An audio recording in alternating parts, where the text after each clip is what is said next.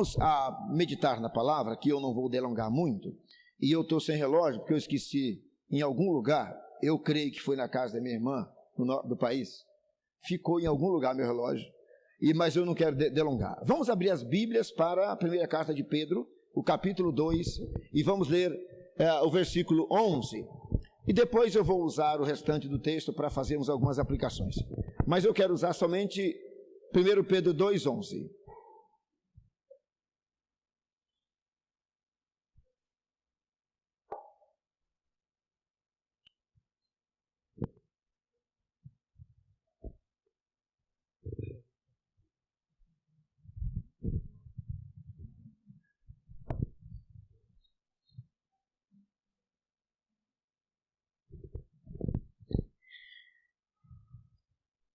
Vamos nos colocar de pé, queridos, vamos ler o versículo 11 juntos. É uma meditação breve. Leamos juntos o versículo 11. Amados, exorto-vos como peregrinos e forasteiros que sois, vos absterdes das paixões carnais que fazem guerra contra a alma. Vamos ler novamente? Amados, exorto-vos como peregrinos e forasteiros que sois, a vos absterdes das paixões carnais que fazem guerra contra a alma. Os irmãos podem assentar. Querido Deus, ajude-nos na tua palavra, que é perfeita, é completa e ela só fala aos nossos corações. Mas como instrumento do Senhor, nós rogamos que humildemente o Senhor faça uso para que nós possamos transmitir a tua palavra, sermos edificados para a tua glória, a tua igreja seja edificada para que o nome do Senhor seja glorificado. Nós pedimos em nome de Jesus. Amém. Muito bem. Queridos, eu estou preocupado porque eu gostaria de ter feito mais pela nossa igreja. E, Reverendo Francisco, se um dia, Reverendo Francisco sair daqui, né? Pode ser que nunca saia, fica aqui direto. Eu vi no boletim aqui algo que eu achei interessante. Tem aqui, não sei se está nesse aqui, mas dá as boas-vindas ao Reverendo Francisco e diz assim, não sei qual boletim que está, e diz assim, que permaneça, está no outro boletim, que permaneça por muito tempo, alguma coisa assim, no nosso meio. É o desejo que eu tenho, para que o Reverendo Francisco faça a obra, e aí a obra que o Senhor colocou nas mãos dele, e ele vai sair daqui. Se ele sair um dia, não vai ter terminado, porque a obra nunca termina, mas eu sinto que a gente nunca pode fazer tudo, e fica naquela pergunta íntima minha, o que eu poderia ter feito mais? Né? O que a gente poderia ter feito? E se alguma coisa a gente não fez, eu quero que os irmãos me perdoem, porque às vezes até me atropelei um pouco, querendo fazer um monte de coisa que eu acho que deveria fazer, e o período era curto, e a gente teve que fazer aquilo que era necessário fazer. Então eu rogo ao Senhor que continue abençoando grandemente essa igreja, em todos os sentidos, e Reverendo Francisco, no continuar dessa edificação da igreja até que o Senhor volte. Quando o apóstolo Pedro escreveu a primeira carta, eu quero que os irmãos relembrem comigo, eu já devo ter feito essa citação para vocês.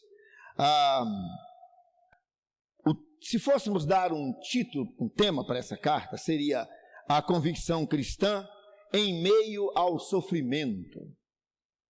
A alegria de servir a Deus em meio aos problemas e dificuldades que nós temos, que eu tenho, que você tem e que toda a igreja tem, e que sempre teve, e que ela tem, e que ela terá, sempre. Por um motivo simples, talvez complicado do ponto de vista humano, mas do ponto de vista espiritual, a gente vai entender facilmente.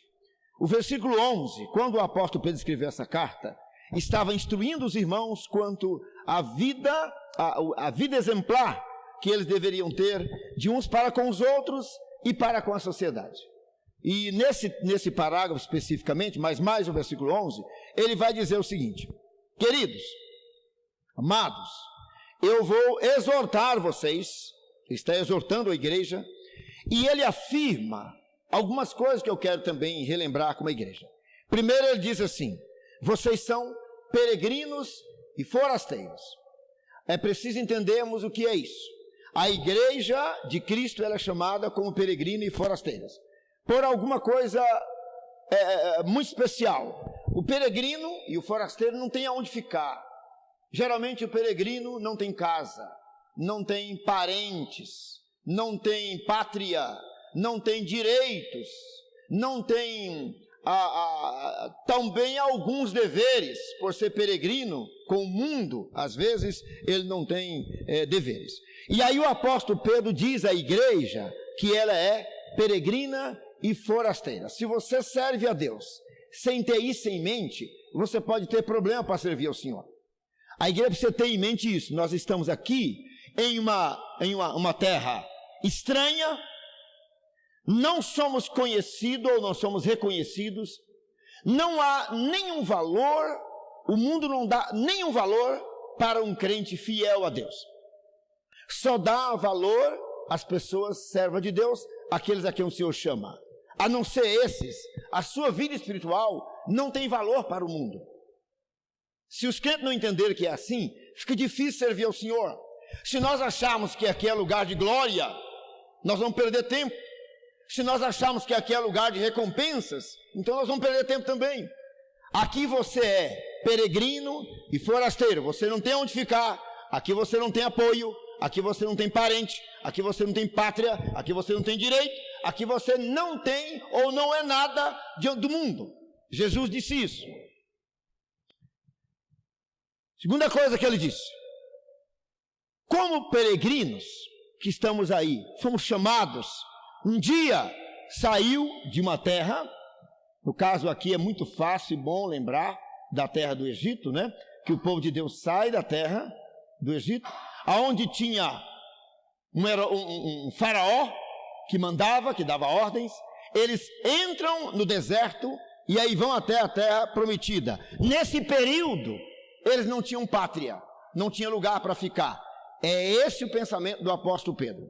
Você saiu das garras do diabo e está agora em um deserto que é o mundo, caminhando para o rumo à vida eterna.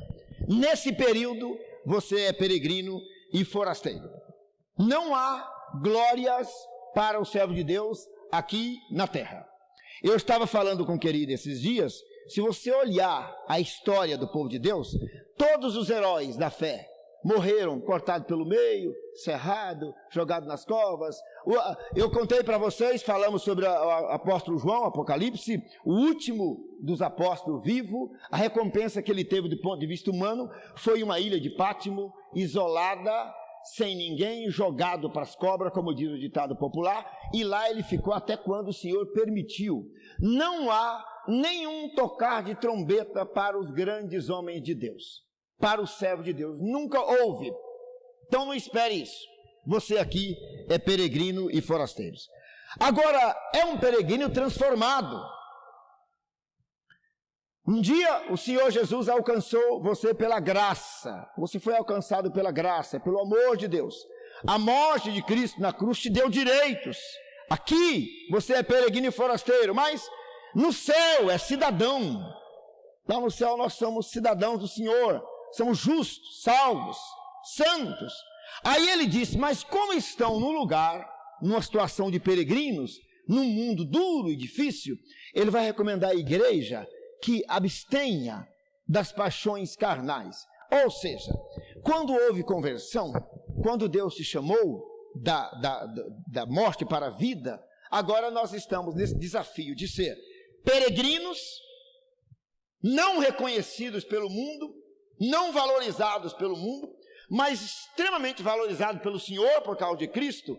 E essa carne nossa que é pecaminosa, o Senhor diz o seguinte: olha, o texto está dizendo, abstenha, cuide. É como se ele dissesse: mortifica essa carne, que vai impedir, literalmente ela vai impedir ou tentar impedir, da glória do Senhor ser manifestada na sua vida como peregrino. Porque são desprezáveis, ou são desprezados, não são muito notados, são caluniados, são maltratados muitas vezes, mas o Senhor precisa ser glorificado nesse corpo. Aí ele fala assim: é preciso abster dessas paixões, porque nós fomos salvos, mas estamos caminhando para a terra, para a vida eterna, mas nesse caminhar, a nossa carne judia, maltrata, o desejo carnal seu e meu, eles são horríveis, não é?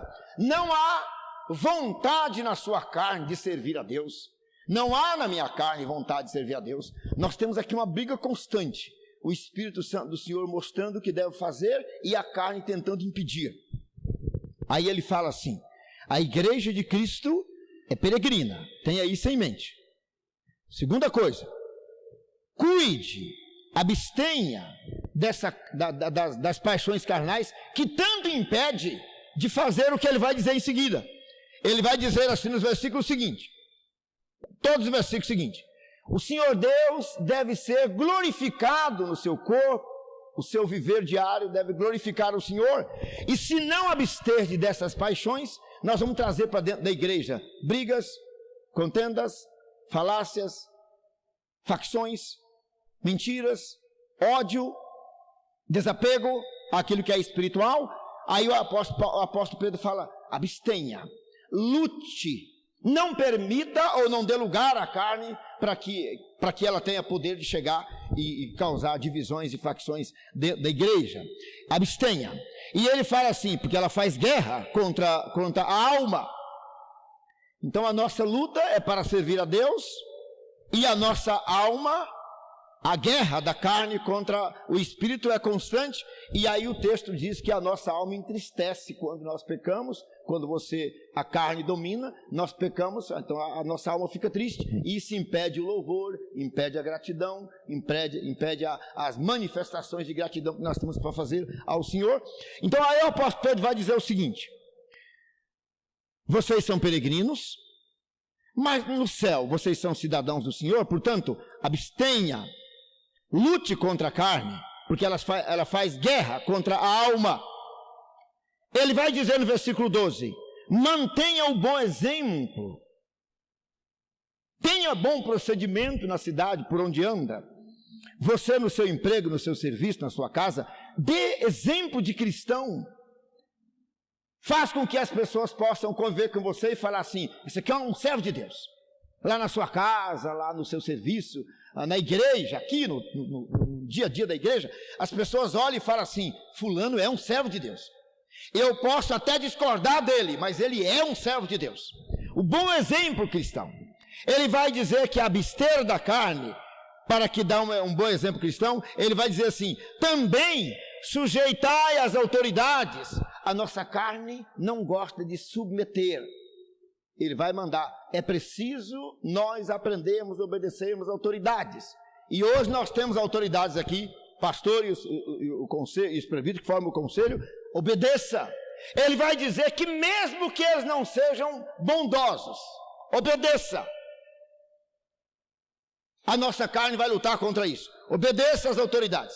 E ele fala assim, olha, versículo 14: quer as autoridades como enviada por ele, tanto para castigo dos malfeitores, como para louvor dos que praticam o bem.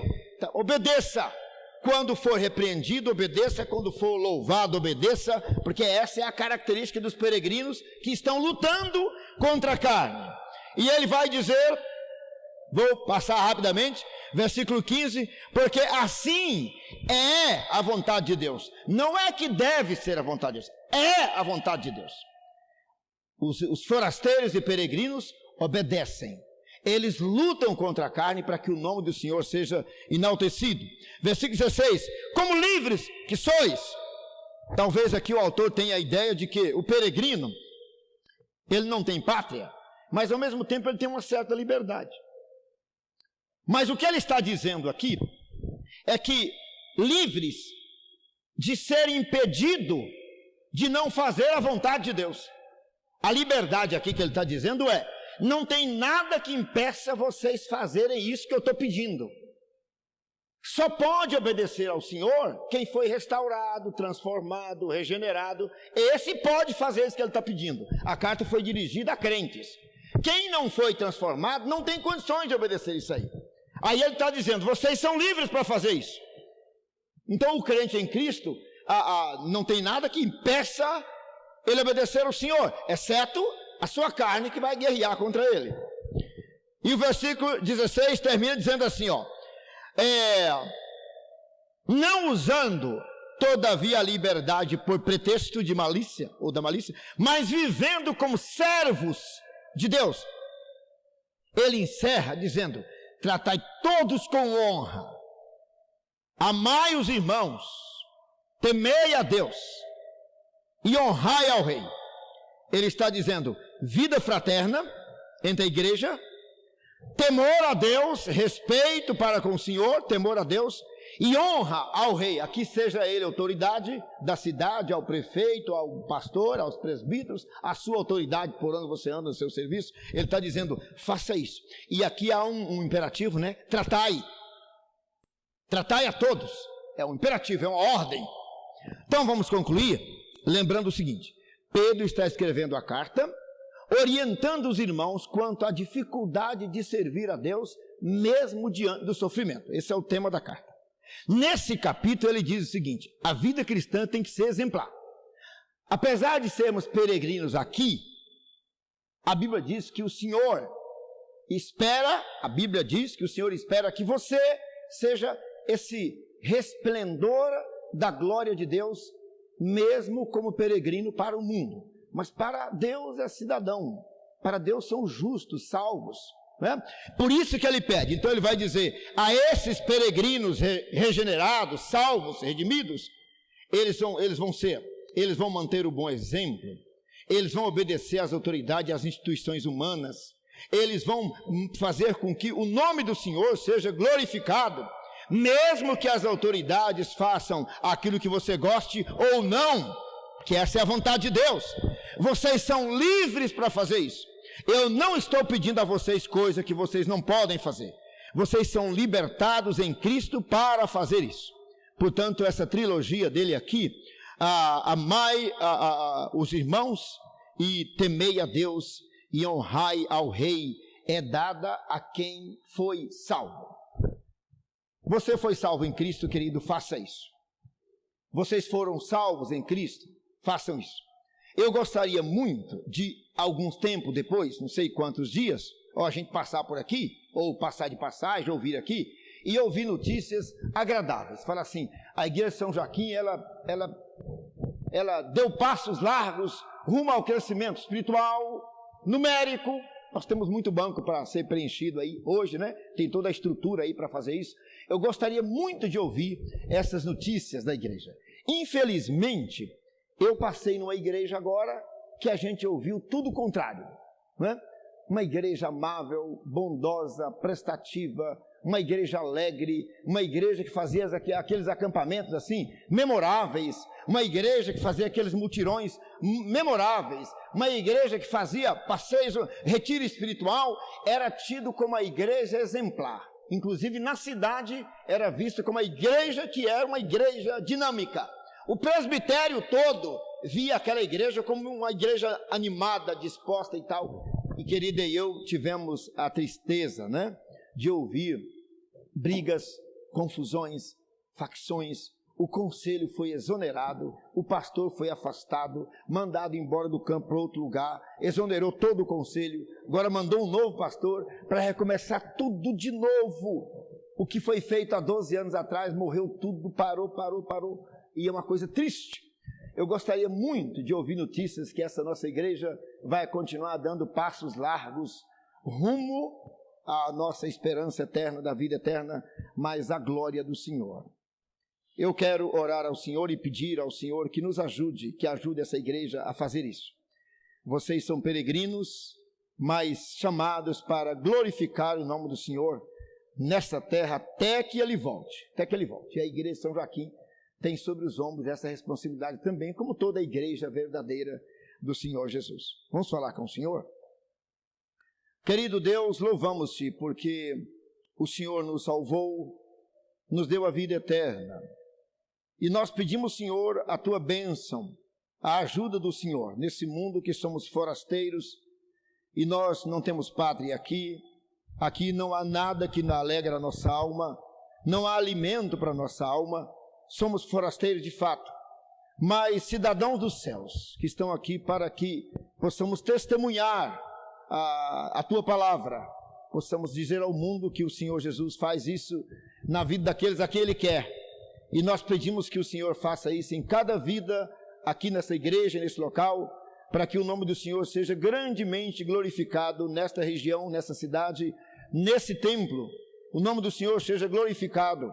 Reverendo Francisco e o conselho dessa igreja seja uma bênção, conduzindo o rebanho até que o Senhor volte. O nome do Senhor seja glorificado em todos os sentidos. Nós rogamos essas bênçãos confiados em Cristo, teu Filho, o nosso Salvador, agora e sempre. Amém. A mighty fortress is our God, a bulwark in